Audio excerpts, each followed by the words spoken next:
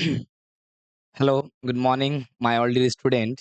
आज का ये क्लास बहुत ज़्यादा इम्पोर्टेंट है और बहुत ही ज़्यादा इंटरेस्टिंग है, क्योंकि आज के इस क्लास में हम लोग बहुत सारे इम्पोर्टेंट फैक्ट भी जानेंगे और साथ ही साथ बहुत इम्पोर्टेंट टॉपिक्स यानी एटमॉस्फेरिक प्रेशर यानी वायुमंडलीय दाब के बारे में भी जानेंगे। यानी जानेंगे कैसे ये हमारा जो हवा है, कैसे हम लोग के ऊपर प्रेशर लगाता है और आखिर हवा प्रेशर लगाता है तो हम लोग को एहसास क्यों नहीं होता है। तो चलिए, सबसे पहले मैं आपको बताता हूँ कि एटमॉस्फेरिक प्रेशर यानी वायुमंडलीय दाब है क्या? समझिएगा। देखिए, ये मानिए ये हमारा अर्थ है, ये हमारा पृथ्वी है। आप जानते होंगे हम लोग का पृथ्वी दिखने में कुछ यूँ है, ध्यान दो। ये मान लो हमारा पृथ्वी है, ठीक है? और आप सभी जानते होंगे ये हमारा जो अर्थ है ना, इसके ऊपर हवा है। ये हवा है, ये हवा है और आप जानते होंगे यही जो हवा का जो ये जो मंडल है ना, इसी को वायुमंडल कहा जाता है। वायु का चूँकि मंडल है, लेयर है और इसी को इंग्लिश में एटमॉस्फेयर कहा जाता है। Atmosphere, okay? तो पहले ये तो समझ गए, ये हमारा अर्थ है, ये हमारे अर्थ के ऊपर हवा है और ये जो हवा का जो मंडल है इसी को वायुमंडल या इंग्लिश में एटमॉस्फेयर कहते हैं।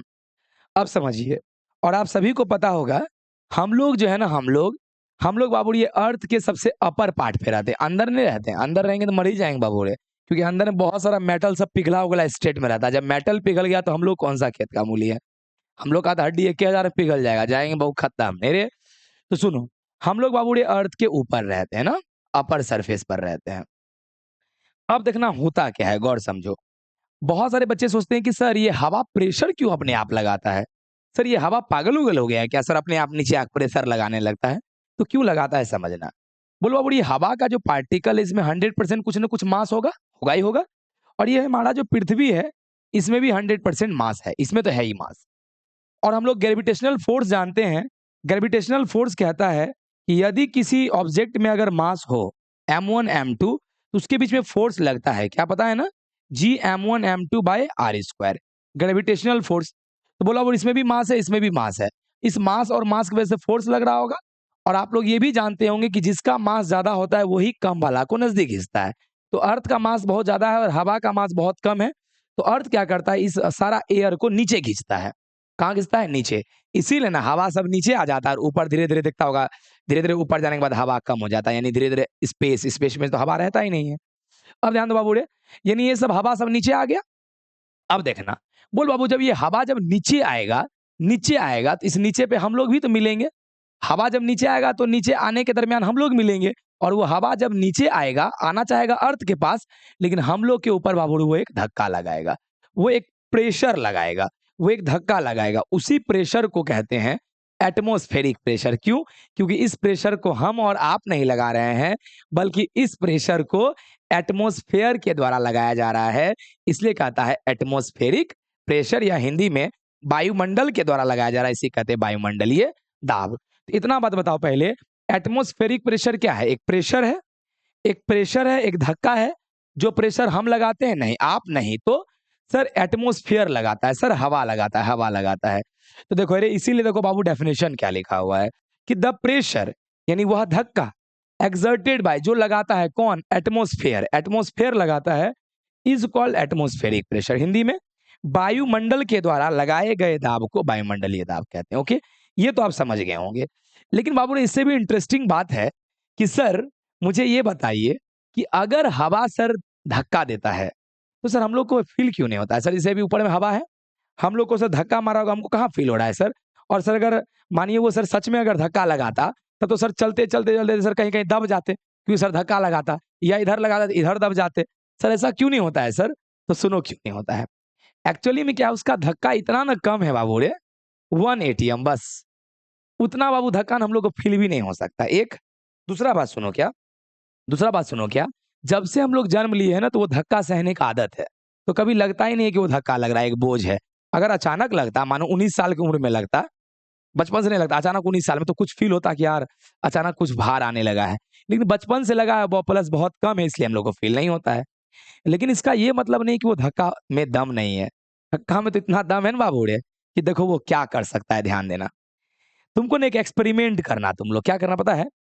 एक तेल का टैंकर लेना, ऑयल का टैंकर वही जिसमें हम लोग नहीं खरीदते हैं टेलीफोन ये सब बाबूरे, कोई एक तेल का टीना लेना बाबूरे, उस टीना से तेल निकाल देना, तेल निकाल देना ध्यान दो। और तेल निकालने के बाद क्या करना गौर सुनना, उसमें पानी भर देना, क्या भर देना? उसमें पानी भर देना, ठीक है?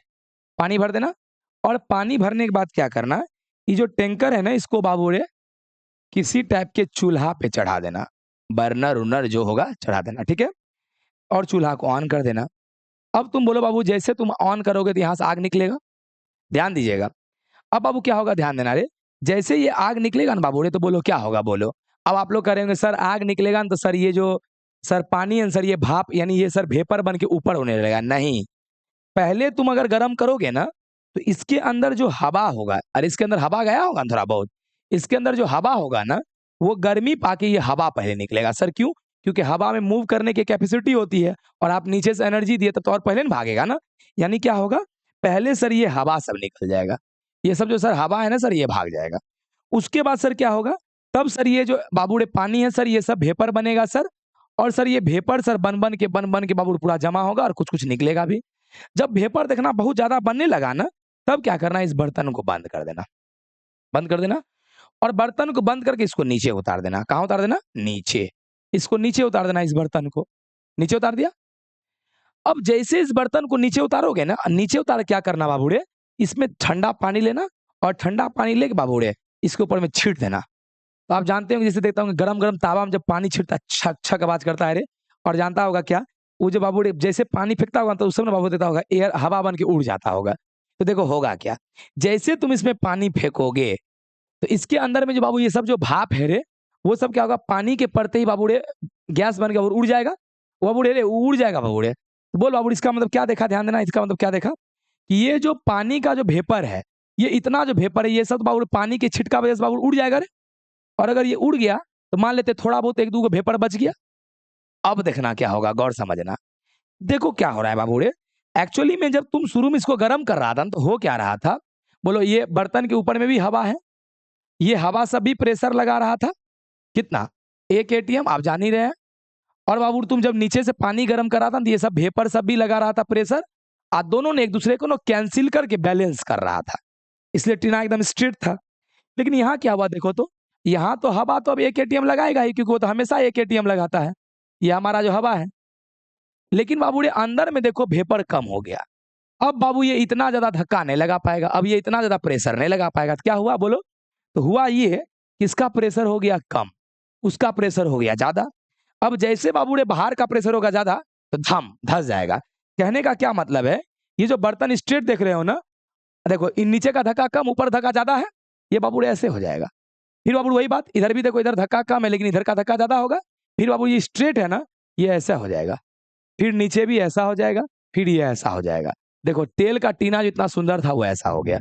अब समझ में आया कि सर एटमॉस्फेयर के पास धक्का लगाने का क्षमता कितना तगड़ा है सर। अरे! यानी एटमॉस्फेरिक सर बहुत कम नहीं, सर बहुत अच्छा खासा होता है। चलिए बाबू गुड रे। चलिए एग्ज़ाम्पल आप लोग समझ गए, अब आगे देखते हैं, ध्यान देना।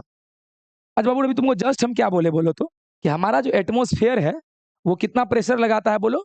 तो वो लगाता है 1 एटीएम, ध्यान देना। इसी 1 एटीएम को बाबू तुम 1 बार भी बोल सकते हो, क्योंकि लगभग दोनों सेम ही होता है बाबू, ध्यान देना रे। 1 एटीएम और 1 बार लगभग सेम ही होता है। आपको थोड़ा देर पहले ही बताए थे कि 1 बार इज़ इक्वल्स टू 0.987 एटीएम, तो 0.9 लगभग 1 एटीएम हो गया। अच्छा बाबू रे, आप इसको 760 एमएम ऑफ एचजी भी बोल सकते हो। किसको? 1 एटीएम को। आप इसी को 76 अच्छा 10 एमएम बराबर 1 सेंटीमीटर, आप इसको 76 सेंटीमीटर ऑफ एचजी भी बोल सकते हो। आप इसको 10, 13, 25 पास्कल भी बोल सकते हो। अब ध्यान बाबू रे, पॉइंट अभी यहाँ इसको अगर यहाँ लाएँगे तो 1.01325 चूँकि 5 डिजिट इधर लाएँ तो 10 पे पावर 5 पास्कल भी बोल सकते हो। ये बाबू रे करीब-करीब मानो तो 1 ही है, 1 को इससे मल्टीप्लाई करने पे कोई फ़र्क नहीं पड़ेगा। तो 10 पे पावर 5 पास्कल भी बोल सकते हो। रियल में पास्कल क्या होता है बाबू रे? तो आप भी जानते हैं न्यूटन मीटर स्क्वायर होता है। समझना क्यों? क्योंकि आप जानते हैं बाबू रे फोर्स इज इक्वल्स टू होता है sorry pressure is equals to ये प्रेशर है या नहीं? सब प्रेशर है ना यार रे। तो प्रेशर इज इक्वल्स टू होता है फोर्स अपॉन एरिया, यानी किसी एरिया पे लगने वाला फोर्स। तो फोर्स का न्यूटन और एरिया का मीटर स्क्वायर, तो वही बोले न्यूटन मीटर स्क्वायर भी लिख सकते हो पास्कल के जगह पे। अब ध्यान ना बाबू एक मिनट और बाबू तुम एक चीज लिख सकते हो कि जो एम ऑफ एच जी देख रहा ना बाबू, इसी को टॉर कहते हैं, तो तुम 760 टॉर भी लिख सकते हो। ध्यान देना, याद रखना बाबू एटमोस्फेरिक जो एटमोस्फेयर जो प्रेशर लगाता है वो एक एटीएम लगाता है, उसी की एक बार बोलो 760 ऑफ एच जी बोलो, 76 सेंटीमीटर ऑफ एच जी बोलो बाबू, अरे 10 13 25 पास्कल बोलो, 1.01325 10 पावर 5 पास्कल बोलो, 10 पावर 5 पास्कल बोलो, 10 पावर 5 न्यूटन मीटर स्क्वायर बोलो, 760 टॉर बोलो, सब एक ही चीज है, बिल्कुल भी मत डरना। ओके चलो बाबू ध्यान देना। अच्छा अब तुम लोग सोच रहा होगा सर सब चीज समझ गए सर, हवा के द्वारा लगाया गया प्रेशर को एटमॉस्फेरिक प्रेशर कहते हैं, कितना लगाता है ये भी जान गए, लेकिन सर हवा के प्रेशर को नापा कैसे जाता है सर? देखो क्या लिखा है, how to measure atmospheric pressure, यानी हवा के प्रेशर को कैसे मापा जाता है, ध्यान देना। तो बाबू हवा के प्रेशर को ध्यान देना, हर चीज के मापने वाले कुछ ना कुछ मशीन होते हैं, जैसे गर्मी नापने वाले को थर्मामीटर, स्पीड नापने वाले को स्पीडोमीटर, डिस्टेंस नापने वाले को ऑडोमीटर कहते हैं बाबू। उसी तरह बाबू प्रेशर नापने वाले मशीन को कहा जाता है बैरोमीटर। क्या कहा जाता है? बैरोमीटर, याद रखना। प्रेशर नापने वाले मशीन का नाम है बैरोमीटर, हिंदी में भी बाबू बैरोमीटर ही होता है। ध्यान ना बाबू बैरोमीटर अलग अलग जगह पे बाबू अलग अलग टाइप के दिखते हैं, लेकिन बाबू बैरोमीटर का कॉन्सेप्ट सबका सेम होता है। देखिए होता क्या है, बैरोमीटर ना कुछ बाबू ऐसा दिखने में होता है, ऐसा मान लो एक ये है बाबू, इसके बीच में बाबू इसके बीच में एक लेयर होता है, और उस लेयर में बाबू मरकरी भरा होता है। मरकरी, मरकरी मतलब पारा, पारा मतलब Hg, अरे इसके अंदर मरकरी भरा होता है जो थर्मामीटर के अंदर भरा होता है, ये बाबू Hg है रे। अब समझना, और बाबू यहाँ ना बाबू यहाँ पे ना नंबर डिनोट रहता है, कहने का मतलब ध्यान दीजिएगा, जैसे 70 मान लो, 71 मान लो, 72 मान लो, 73 मान लो, 74 75 76 77, और यहाँ लिखा रहेगा सेंटीमीटर। उसी तरह से यहाँ mm भी लिख सकते हैं। mm क्या हो जाएगा बाबू 10 हो जाएगा, यानी बढ़ जाएगा 10, तो क्या हो जाएगा 770 760 750 740 730 720 710 700, मतलब हो। अब ना बाबू कैसे नापा जाता है, ध्यान देना। अब मानो होता क्या है, गौर समझना। मान लो कि हम मान लो बाबू ये हमारा अर्थ है, और ये मान लो हवा है बाबू। मान लो ये सब हवा कितना प्रेशर लगा रहा है, अगर ये नापना है तो कुछ नहीं किया जाता है, ये जो तुम देख रहा है ना, ये बाबू बैरोमीटर देख रहा है रे, इसको थोड़ा हल्का छोटा करते हैं, सॉरी 1 मिनट रुक जाना। अच्छा कोई बात नहीं बाबू हम लोग लेते हैं, देखते हैं। हाँ बाबू ये देखो, ये देख रहा है ना बाबू अब इसको क्या करते हैं बाबू, हाँ मान लो, चलो चलो चलो चलो सॉरी, इसको छोटा करना ही पड़ेगा। ये ले लो बाबू ध्यान देना, ये ले लिए, कोई दिक्कत नहीं, जो छूट गया बाबू रहने दो, यहाँ रख देते हैं, ठीक है। जहां का प्रेशर नापना होता है वहां बीच में रख देते हैं। अब ध्यान देना, अब क्या होगा बाबू, ध्यान देना रे। बोलिए जो बाबू हवा है रे, बोलिए हवा तो ऊपर से आके प्रेशर लगाएगा, और हम लोग मरकरी के बारे में एक खासियत जानते हैं कि मरकरी में अगर तुम टेम्परेचर देते हो तो मरकरी फैलता है, यानी ये Hg है बाबू, ये Hg है रे, ये मरकरी फैलता है, और प्रेशर देने से बाबू वो सिकुड़ता है। बोलो बाबू जैसे ऊपर में ये हवा सा प्रेशर लगाएगा तो ऑटोमेटिक बाबू ये नीचे जाएगा, और मान लेते हैं ये नीचे जो है ना, ध्यान देना, मान लेते हैं ये जो बाबू मरकरी है, ये मान लेते हैं इतना नीचे चला गया, ध्यान दो इतना नीचे चला गया। बोलो बाबू इतना नीचे अगर गया तो फिर क्या करते हैं हम लोग, उसको देख लेते हैं कि अच्छा 76 तक गया, तो कह देते हैं कि ये हवा जो प्रेशर लगा रहा है ना, वो 76 सेंटीमीटर बोलो, या उधर देखे तो 760 हो जाएगा। बोलो, अच्छी बताया कौन, मरकरी, मरकरी यानी कि Hg, मरकरी यानी कि Hg। देखो बाबू यहाँ लिखल था 760 ऑफ Hg, वही 760 ऑफ Hg, या 76 सेंटीमीटर ऑफ Hg, और उसी को 180 कहा गया। तो बाबू तुम ये भी समझ गया कि मापा कैसे जाता है। अब अगला बाबू ध्यान देना रे, 1 मिनट, अगला लिखा बाबू यूनिट ऑफ टेम्परेचर, थोड़ा सा ये भी जान लो, एटमॉस्फेयर से रिलेटेड है। देखिए आप लोग सभी जानते होंगे एक बात, क्या कि बाबू टेम्परेचर का ना, टेम्परेचर यानी ताप का ना मेनली बाबू 3 यूनिट होता है। कौन कौन? एक डिग्री सेल्सियस, एक बाबू केल्विन, और एक डिग्री फ़ारेनहाइट ना। अब देखो बाबू अगर तुमको डिग्री सेल्सियस को अगर तुमको केल्विन में बदलना है ना, तो तुमको 273 ऐड करना होगा। रियल में 273.15 करना होता है, लेकिन कैलकुलेशन आसान करने के लिए लोग सिर्फ 273 ही बाबूरे ऐड करते हैं, केल्विन में बदलने के लिए। अगर मान लो बाबूरे, ध्यान देना, आप उल्टा देखो, अगर मान लो तुमको मन है नहीं सर, हमको सर केल्विन को सर अगर डिग्री सेल्सियस बदलना होगा तब, तो कुछ मत करना, केल्विन में 273 को माइनस कर देना। और ऐसे भी देख लो, यहाँ देख के बाबू देना है रे, यहाँ और सुनना, देखो ये केल्विन है बाबू रे, अब देना क्या, ये 273 प्लस में हो जाएगा तो माइनस में हो जाएगा ना, कुछ नहीं हुआ। अच्छा, अगर तुमको डिग्री फ़ारेनहाइट बाबू रे चाहिए फॉर्मूला, तो उसका होता है 9/5 डिग्री सेल्सियस प्लस 32। ये बाबू रे ये है। इस तुम 3 फॉर्मूला के हेल्प से कभी भी तुम बाबू आराम से टेम्परेचर को कन्वर्ट कर सकते हो। जैसे मैं एक करके दिखाता हूँ, 1 2 है रे, यहाँ देखो बाबू रे, जैसे एग्जाम्पल मान लो, मैं कुछ एग्जाम्पल करके दिखाता हूँ। जैसे मान लो बाबू रे, अगर हमको 40 डिग्री सेल्सियस को अगर डिग्री फ़ारेनहाइट में करना हो, तो बोलो डिग्री फ़ारेनहाइट का फॉर्मूला क्या है बाबू रे? तो 9/5 इंटू डिग्री सेल्सियस कितना है 40, तो 40 लिखेंगे, प्लस 32, 5 अठे 40, 8 नमा 72, प्लस 32 कितना होगा 104 डिग्री फ़ारेनहाइट। बाबू मतलब समझा? ये पता है इसी वैल्यू को के लिए बहुत फेमस है। आप लोग गाँव में सुनते होंगे डॉक्टर से कि 104 बुखार है, तो रियल में 104 डिग्री फ़ारेनहाइट बोलता है, डिग्री सेल्सियस नहीं। बहुत कोई सोचने लगता है यार, हमको 104 डिग्री सेल्सियस बुखार है, 100 में तो पानी उबलता है, हमको 104 है मतलब मेरे अंदर का खून उबल रहा होगा, नस फट जाएगा, मैं मर जाऊँगा, तो कौन इस दुनिया में रहेगा? ऐसा कुछ नहीं है। रियल में डिग्री सेल्सियस बोले तो 40 से तुमको बुखार है, फ़ारेनहाइट में 104 बुखार है। चलिए मैं आशा करता हूँ ये समझ गया होगा। अगर बाबू मान लो, अगर तुमको कह दे 25 डिग्री सेल्सियस को केल्विन में बदलने, क्या बोले तभी?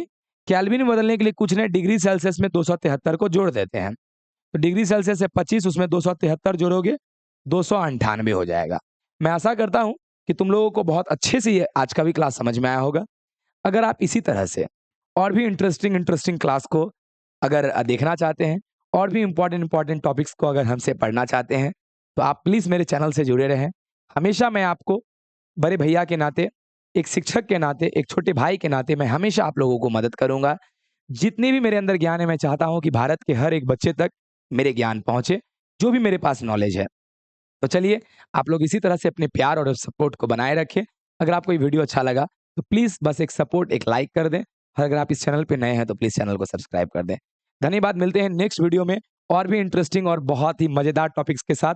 आज के अभी के लिए इतना ही। जय हिंद, जय भारत।